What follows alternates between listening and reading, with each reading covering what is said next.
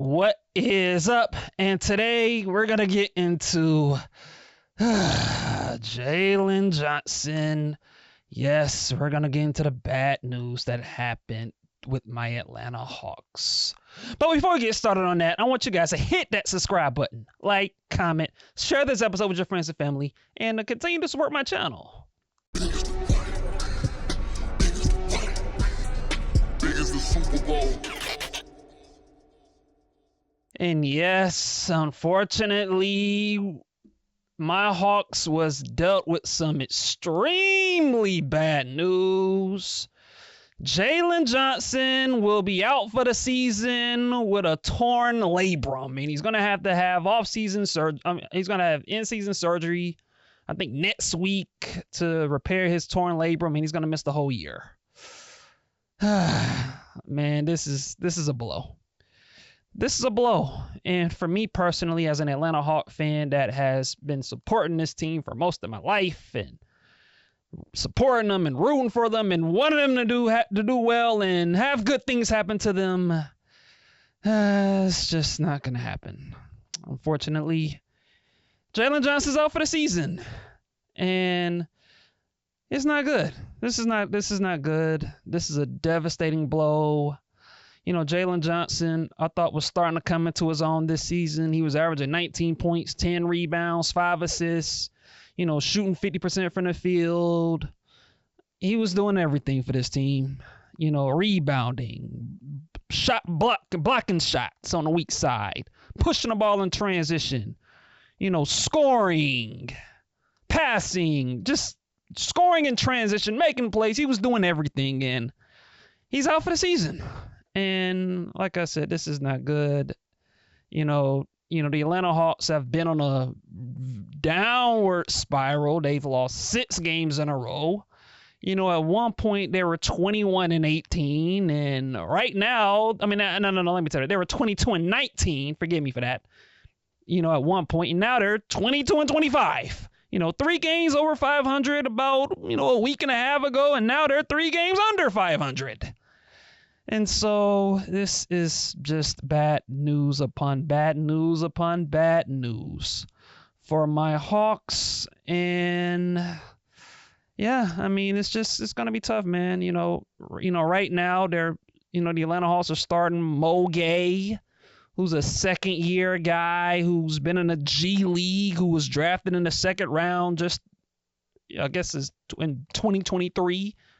And so this is the guy that the Hawks have starting right now. And, and at one point they were starting David Roddy, and for those of y'all that haven't been watching David Roddy play basketball, I advise you guys to don't, because he's not good at basketball. I'm sorry, but I gotta call it for what it is. David Roddy is not very good at baskall. And so when a guy like David Roddy is your replacement, and you're dealing with, and you got a second-year guy and Mohamed Gay, and the Hawks are playing Larry Nance at times at the 4, and DeAndre Hunter, who I like DeAndre Hunter, but he's not really a 4, he's more of a 3, and so he's extremely undersized when he's out there. There's not a good wealth of options for this team, and that's why this is a big blow, because Jalen Johnson, he's the most irreplaceable player on this Atlanta Hawks team. The Atlanta Hawks, when Jalen Johnson is off the floor, they've been outscored by 12 points per 100 possessions, and it's just brutal. I mean, the Hawks just don't have a guy that can replace what he brings, from a skill set perspective, because Jalen Johnson just does everything. And the Hawks just don't have a guy that can just replicate what he does. And so this is a really brutal blow for my team. And, it's just hard. It's really, really, really hard right now for this Atlanta Hawks team. And it's just, it hurts. It hurts. It hurt as an Atlanta Hawk fan, man. I'm telling y'all, man. Y'all just don't understand how I'm feeling right now. It hurts. when I saw Jalen Johnson against the Raptors, when he was grabbing at the ball and you saw how he was wincing at his shoulder and he had to run back into the locker room. Like I knew it wasn't good. I knew it wasn't good. And my hope and prayer at that time was like, okay, hopefully this is something that he could be out for maybe about a couple of weeks or so. Maybe he's out 2 weeks or 3 weeks, and like realistically, in my mind, I'm thinking, okay, maybe he's out for a month. Still wouldn't be good if he was out for a month, but he'll be coming back. But he's out for the season. Jalen Johnson's out for the season.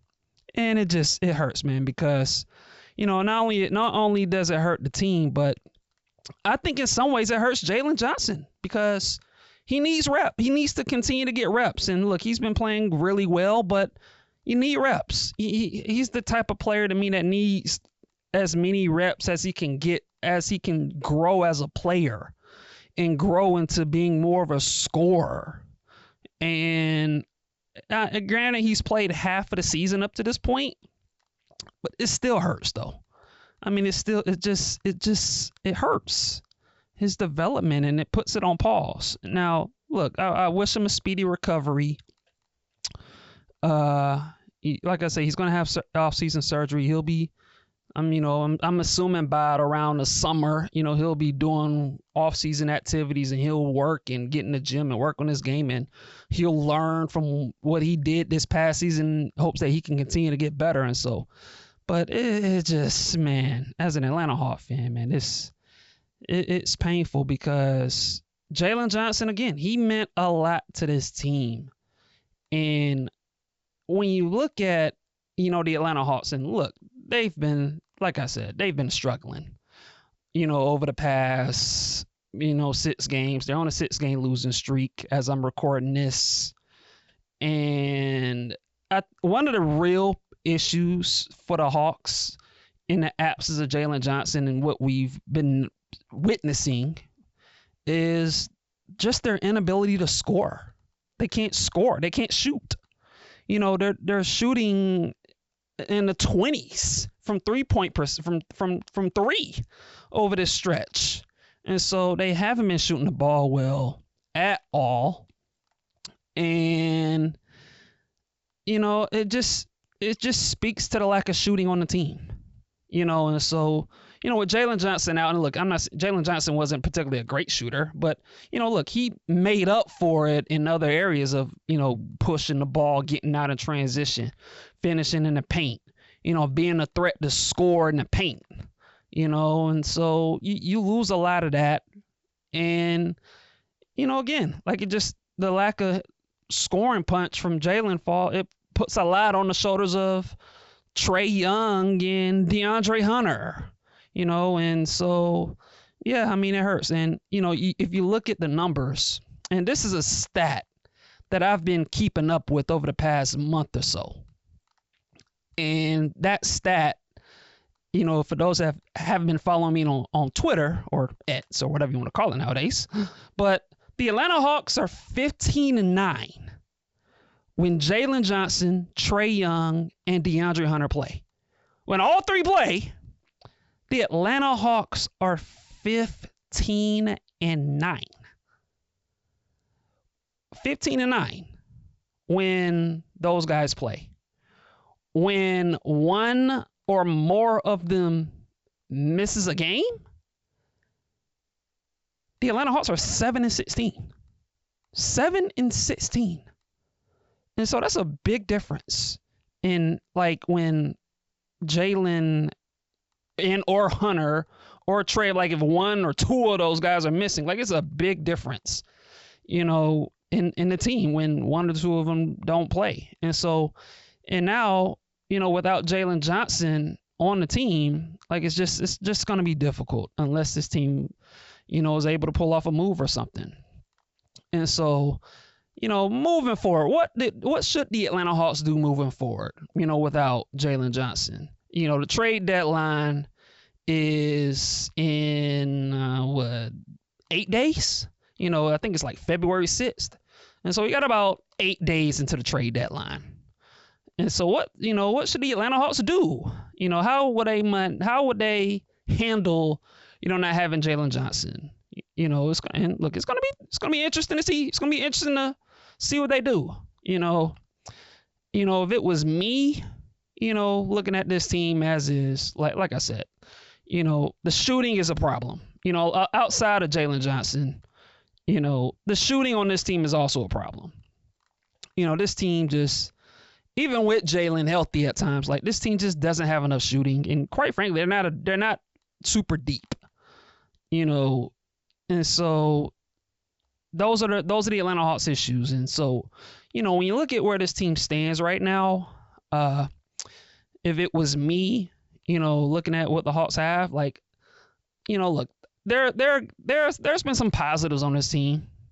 And, I think the guys that I would keep, obviously, you got to look at Trey. Like, I don't think Trey should be going anywhere. Like, I know there's some Hawk fans that want to debate as far as, like, should the Hawks keep Trey, move Trey, what's going to happen with Trey, whatever. No. The Atlanta Hawks should keep Trey Young. And so I think Trey's a keeper. Obviously, Jalen Johnson being out for the season sucks, but I think long-term he's a keeper. Dyson Daniels has been so awesome as a defender, and he's been pretty good even on this losing streak. I've liked what I've seen out of him, and so obviously you got to keep him. You drafted Zachary Ricochet with a number 1 pick, and I know he's been in and out of the lineup as of late, and he's been a little up and down as a rookie, but you keep him. Onyeka Okongwu's been good. He's actually starting, so you keep him.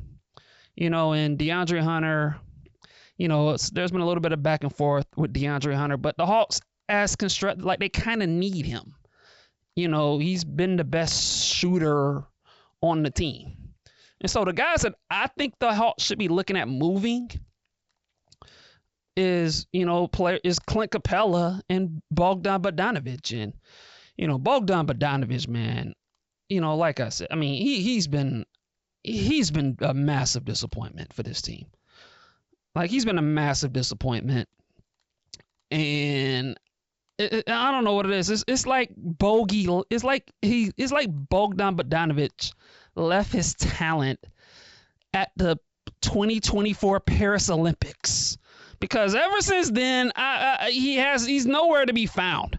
Like, he hasn't made a shot at all. He does not. He's been injured, and he's been back for a while, and he's been bad. He's been really bad, and he hasn't been a real contributor to this team. And so, obviously, if you're Atlanta, I think you have to look at moving those guys and seeing what you can get. Clint Capella's on an expiring contract, $20 million.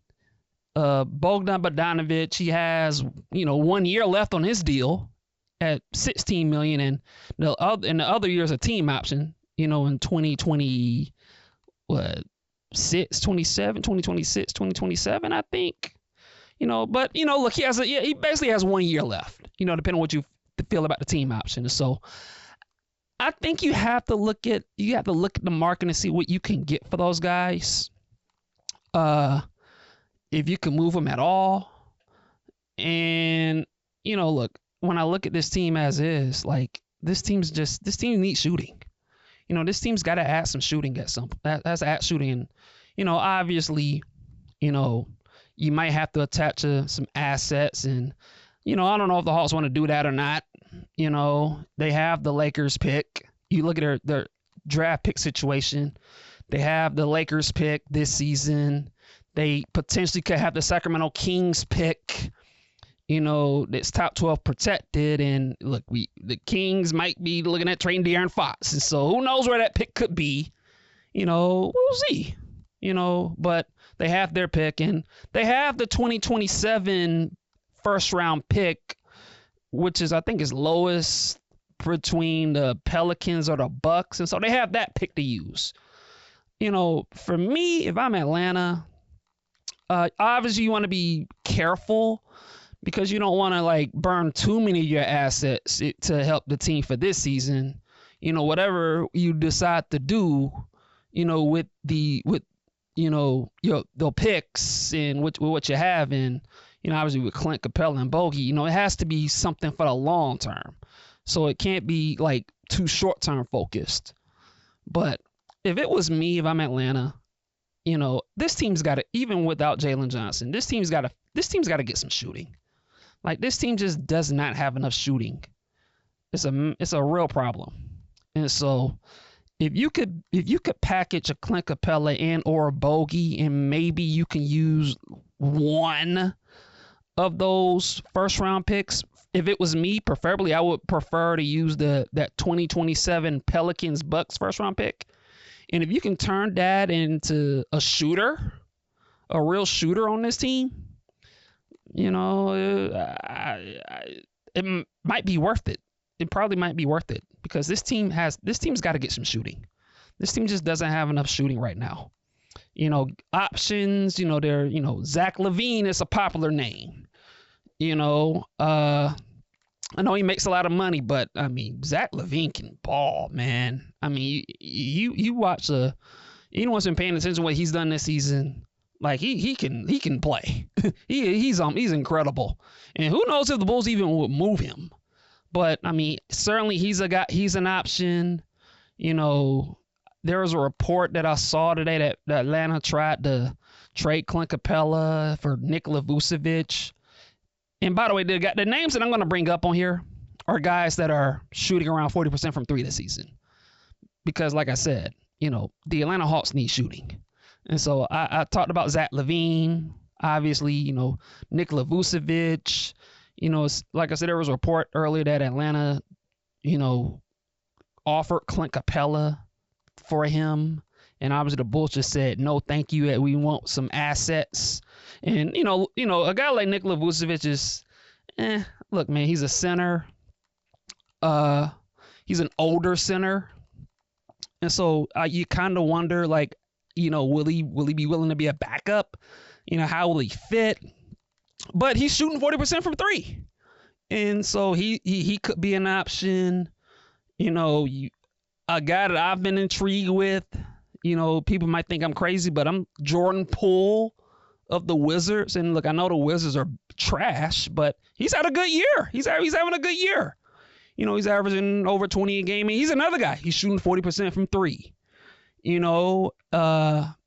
want to go on a lower spectrum, maybe someone like Colin Sexton of the Utah Jazz, another guy, 40% from three, shooter, scorer. But my point being is the Atlanta Hawks have to get some shooting, and, another guy, Bobby Portis, if Atlanta could find a power forward for, that can maybe be a short-term replacement for Jalen Johnson, he would be an interesting option depending on what Milwaukee wants to do. It seems like Milwaukee might want to, add a big piece to their team. They've been mentioned as far as going after Bradley Beal or Zach LaVine. And so, maybe they might look to dump Bobby Portis and maybe get into a three-way deal or something. That could be that. I think that's an option. But, it would be interesting to see what the Atlanta Hawks do with their situation. But, we'll see what happens at the trade deadline with their situation. But, make no mistake about it, man. The Jalen Johnson injury just, it sucks. It sucks. It definitely makes the team worse. With Jalen Johnson, with DeAndre, with Jalen Johnson, this team was looking up. This team was looking like a team that could be a 5-6 seed in the Eastern Conference. A team that could make noise and surprise people. And, maybe, who knows, maybe they could have, gone to, the conference finals. Who knows? This team was doing some really good things, for a nice little stretch around, late November to throughout December.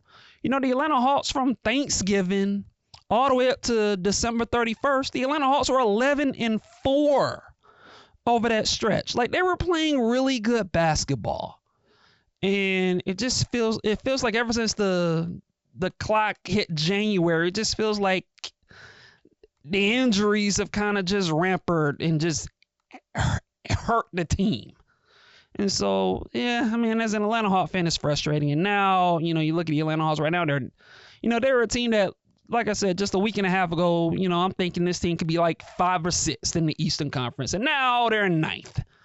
And it might be trending downward depending on whether they make another move at the trade deadline or whatever. And so, yeah, I mean, it sucks. Like I said, as an Atlanta Hawks fan, man, I'm going through it right now.